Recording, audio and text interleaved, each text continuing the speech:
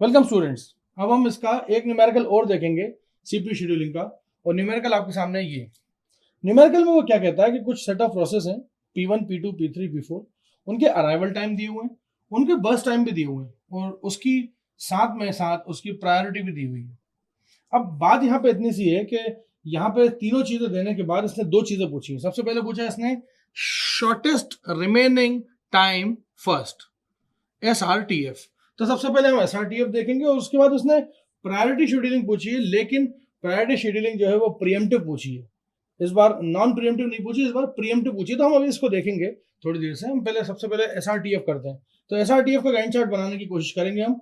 SRTF क्या कहता है? SRTF की डेफिनेशन को मैं रिकॉल करूंगा अगर, तो SRTF कहता है कि जिसका सबसे कम टाइम हो उसको पहले लो। ठीक है। अब SRTF के हिसाब से अगर चलेंगे तो सबसे कम जो बर्स्ट टाइम है वो बेसिकली प्रोसेस नंबर 3 का है, P3 का है। लेकिन P3 जो है, P3 आ रही है 5 सेकंड बाद। P3 का जो अराइवल है वो काफी देर से है।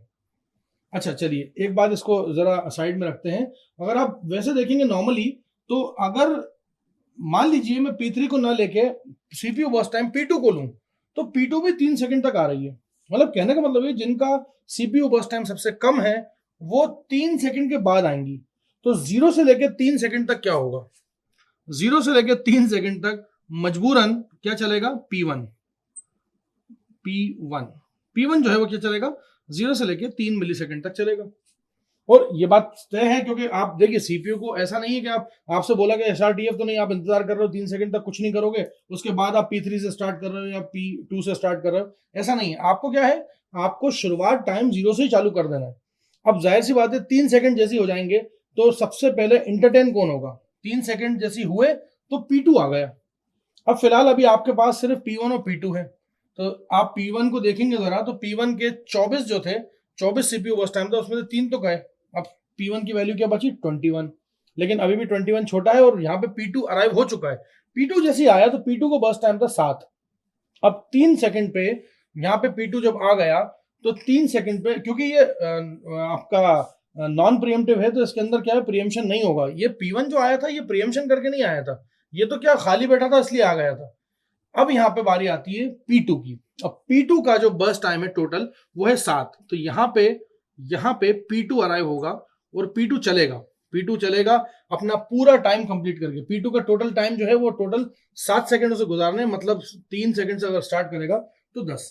मैं बार बार बोल रहा हूँ हर न्यूमेरिकल में कि गैंट चार्ट अगर आपने सही बना लिया तो आप इस न्यूमेरिकल की सारी चीजें सही कर दोगे।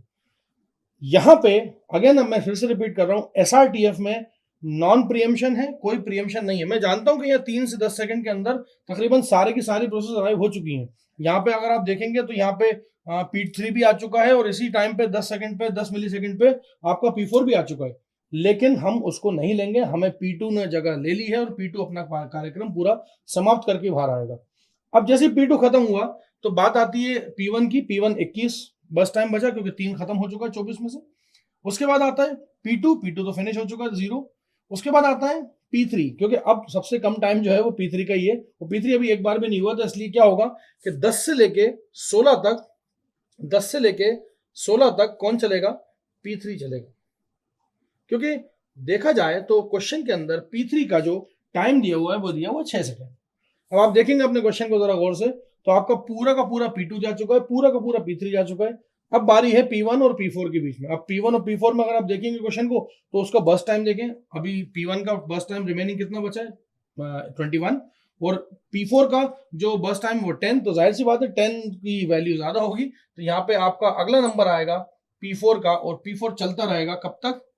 P4 चलेगा पूरे पूरे 26 मिली सेकेंड तक, क्योंकि उसका बस टाइम 10 था।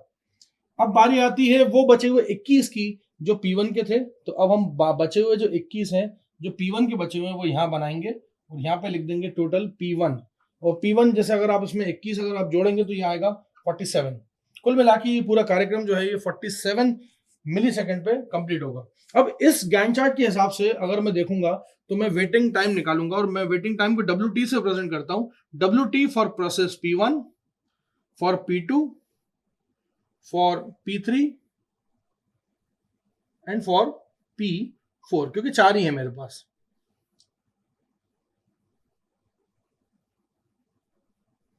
ये टोटल इसका वेटिंग टाइम यहां से निकलेगा। चलिए बात करते हैं P1 की। P1 ने कितना इंतजार करा? पहली दफा देखें अगर आप, तो पहली बार में तो एक बार भी इंतजार नहीं करा उसने, अराइव हो गया था जीरो पे उसको मिल गई थी सर्विस, तो यहाँ पे कोई अराइवल टाइम नहीं है, तो P1 यहाँ लिखा हुआ है तो यहाँ पे बिल्कुल जीरो है, तो इसको मान लेता हूँ जीरो प्लस। अब देखें यहाँ पे P1 रुका और P1 3 सेकंड से लेके तो 26 सेकंड तक रुका रहा, 26 मिली सेकंड तक रुका रहा, तो कुल मिला के यहाँ पे 26 माइनस 3 इतना अगर आप करेंगे तो आपका आंसर जो आएगा वो आएगा 23 मिली सेकेंड। कुल मिला के टोटल वेटिंग टाइम जो होगा P1 का फॉर प्रोसेस P1 वो आएगा 23 मिली सेकेंड। नेक्स्ट बारी आती है P2 की। अब P2 जो है वो 3 सेकंड तक रुका, लेकिन खुद P2 3 पे ही आया था, इसीलिए 3 सेकंड तक वो रुका और वो खुद 3 सेकंड लेट आया था, इसीलिए जैसे आपको जहां 11 बजे पहुंचना था आपका 12 बजे नंबर आना था और आप 12 बजे ही पहुंचे, तो कोई वेटिंग टाइम रहा ही नहीं, आप टाइम पे पहुंचे, तो इसलिए यहाँ पे इसका 0 मिली सेकेंड।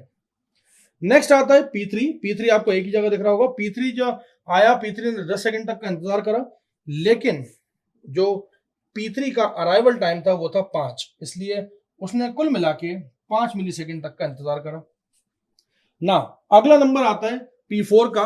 P4 जो है वो उसको जो सर्विस मिली है वो 16 मिली सेकेंड से मिली है, और 16 मिली सेकेंड को मैं यहाँ लिख देता हूँ, लेकिन अगर आप इसको गौर से देखेंगे तो P4 का जो अराइवल टाइम था वो बेसिकली 10 मिली सेकेंड था, इसलिए इसको यहाँ पे 10 से माइनस करेंगे तो इसका आंसर आएगा 6 ms।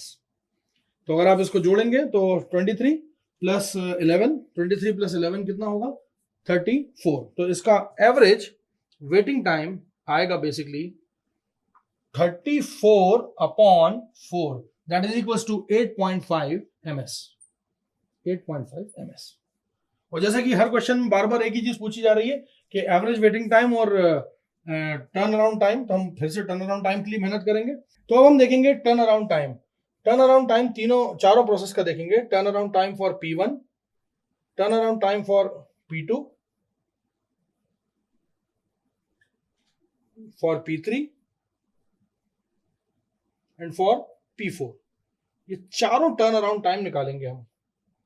अब ये टर्न अराउंड टाइम में क्या है कि आपको क्या देखना है, पहले तो ये प्रोसेस कंप्लीट कब हुई। जैसे मान लीजिए P1 की बात करें, P1 कंप्लीट कब हुई? 47 पे। और P1 का पहली दफा प्रोसेस कब स्टार्ट हुआ था? 0 पे। मतलब कितने टाइम में इसने इस गैंट चार्ट के अंदर अपना रिसाइड करा और कितने टाइम इसको लगा, तो कुल मिला के इसका तो आंसर सीधे सीधे दिख रहा है 47 मिली सेकेंड। बारी आती है P2 की। P2 जो था वो 10 पे खत्म हुआ और 3 से शुरू हुआ, तो टोटल जो टाइम निकला इसका टर्न अराउंड टाइम वो 10 - 3 आएगा, दैट इज 7 मिली सेकेंड। उसके बाद आती है बारी P3 की। क्योंकि ये नॉन प्रीएम्पशन है तो इसमें इतना दिक्कत नहीं है, प्रीएम्पशन अगर होता तो फिर टर्न अराउंड टाइम निकालना थोड़ा सा मुश्किल होता। अब यहाँ पे P3 जो है वो P3 बेसिकली 16 पे खत्म हुआ, और 16 पे जब खत्म हुआ तो असल में उससे बात करना कब चालू करी थी हमने? 10 पे, तो टोटल इसका हुआ 6 मिली सेकेंड।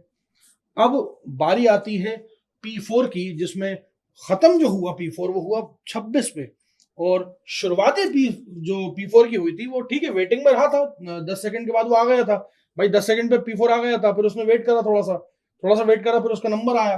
जैसे उसका नंबर आया तो नंबर आने से गिनेंगे हम, तो यहाँ पे आएगा इसका आंसर 10 मिली सेकेंड। जब आप इनको जोड़ेंगे तो ये बेसिकली 70 आएगा, तो 47 + 7 + 6 + 10, तो 57 के अंदर आप ये जोड़ देंगे तो 13 होगा, तो ये कुल मिला के आएगा टर्न अराउंड टाइम। अगर आप इसको जोड़ेंगे तो ये आएगा 70/4, जिसको आप लिख सकते हैं 17.5 मिली सेकेंड। तो अब हम देखेंगे प्रायोरिटी बेस्ड शेड्यूलिंग, और प्रायोरिटी बेस्ड शेड्यूलिंग के अंदर हम जो देखेंगे,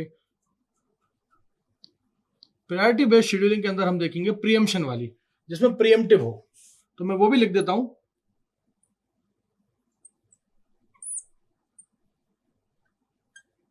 प्रीएम्प्टिव, अब प्रीएम्पशन है इसका मतलब बीच में इंटरप्शन होगा, और गैंट चार्ट बनाना इसका थोड़ा सा टिपिकल होता है, लेकिन हम फिर भी इसके अंदर बना लेंगे इसको बड़े आसानी से।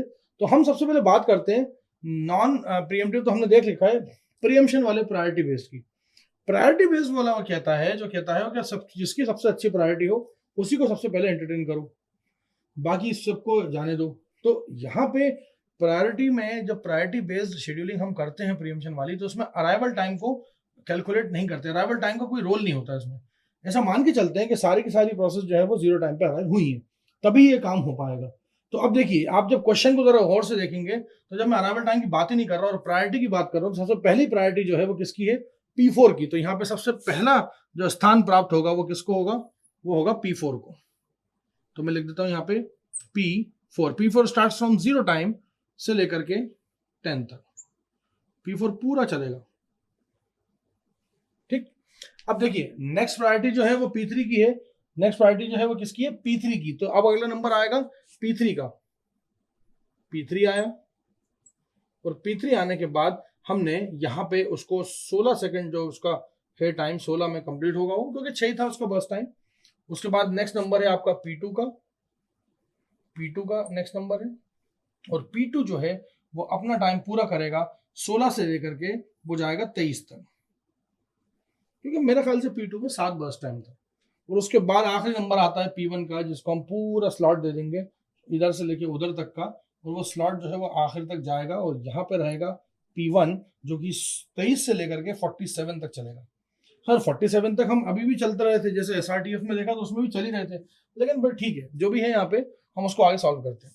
अब बारी आती है वेटिंग टाइम निकालने की। Waiting time for P1। P1 ने कितना वेट किया? P1 ने कितना वेट किया? P1 ने बेसिकली 23 मिली सेकेंड तक वेट किया। तो हम यहाँ लिखते हैं वेटिंग टाइम फॉर P1, तो ये आएगा 23 ms। सीधा दिख ही रहा है, क्योंकि P1 का नंबर जो है वो 23 में पे आया। इसके बाद हम वेटिंग टाइम कैलकुलेट करेंगे P2 का। जब P2 को वेटिंग टाइम कैलकुलेट करेंगे तो P2 जो है वो 16 पे आया, 16 पे आया। और असल में देखा जाए तो उसकी प्रायोरिटी जो थी वो नंबर 2 थी। भाई आपको प्रायोरिटी के हिसाब से भी चलना है, और अराइवल टाइम जो है वो आपने उसको 3 मान के चले हो, तो 3 जब अराइवल टाइम मान के चले हो तो ये आ जाएगा 13 ms। हालांकि गैंट चार्ट बनाने में हमने प्रायोरिटी को पहले तवज्जो दी रादर देन अराइवल को, लेकिन यहाँ पे आपको ये चीज मेक श्योर करनी पड़ेगी कि फिलहाल ये अगर 16 पे इसका काम हुआ है तो इसका वेटिंग अराइवल टाइम 0 नहीं था, 3 था इसका, तो आपको वो मेंशन करना पड़ेगा। अच्छा P1 जो था, P1 का अराइवल टाइम कितना था? 0 था, तो आपने 23 माइनस 0 कराएंगे तो भी वो 23 आएगा, इसमें 16 माइनस 3 कराया। नेक्स्ट है P3। P3 में आपका जो P3 है, P3 को बेसिकली 10 पे घड़ी मिली और P3 आया 5 पे था, तो इसलिए इसका सिंपल सा लॉजिक है, ये इसका 5 मिली सेकेंड आएगा। और P4 का मैं मानता हूं कि इस बार P4 का नंबर जल्दी आ गया क्योंकि प्रायोरिटी अच्छी थी, तो यहाँ पे P4 का वेटिंग टाइम आएगा 0 ms। तो यहाँ पे एवरेज वेटिंग टाइम जो आएगा, बेसिकली आप इनको जोड़ेंगे तो 23 प्लस 13 प्लस 5 और 0 तो कुछ है ही नहीं, तो आप इसका आंसर देखेंगे तो ये आएगा 41/4, that is equals to 10.25 millisecond. ये आपका एक आंसर होगा। अब बारी आती है नेक्स्ट चीज की। नेक्स्ट चीज है टर्न अराउंड टाइम। तो टर्न अराउंड टाइम अगर आप P1 का देखेंगे तो मैं लिखता हूं यहाँ पे turn around time for P1 47 पे कंप्लीट हुआ, 0 पे बेचारा आ भी गया था, बहुत देर तक रैम में रहा, तो ये आएगा 47 minus 0, that is 47 ms। P2 की बात करें, P2 23 पे कंप्लीट हुआ, तो turn around time for P2 जो है वो 23 पे कंप्लीट हुआ। कितने पे? 23 पे कंप्लीट हुआ, 3 उसका वेटिंग टाइम, कुल मिला के 20। उसके बाद आता है नंबर P3 का। P3 जो है वो 16 पे कंप्लीट हुआ। P3 जो है वो किस पे कंप्लीट हुआ? 16 पे, और ये आया कितने पे था? 5 पे आया था, तो इसलिए इसका आंसर आएगा 11। सब में मिली सेकेंड लिख लें 2 मिनट के लिए, कोई बड़ी बात नहीं है, लिखना टाइम तो लगता नहीं है, लिख लें तो नंबर पूरे मिल जाएंगे, क्योंकि कई बार ऐसा होता है कि चेक करने वाले यूनिट सिस्टम पे भी नंबर काट लेते हैं।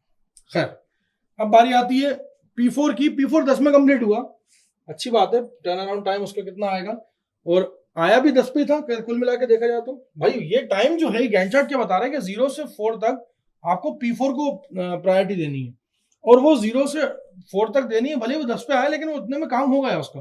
भाई आपको बर्स्ट टाइम उसका 10 सेकंड देना था और आपने उसका बर्स्ट टाइम 10 सेकंड दे दिया।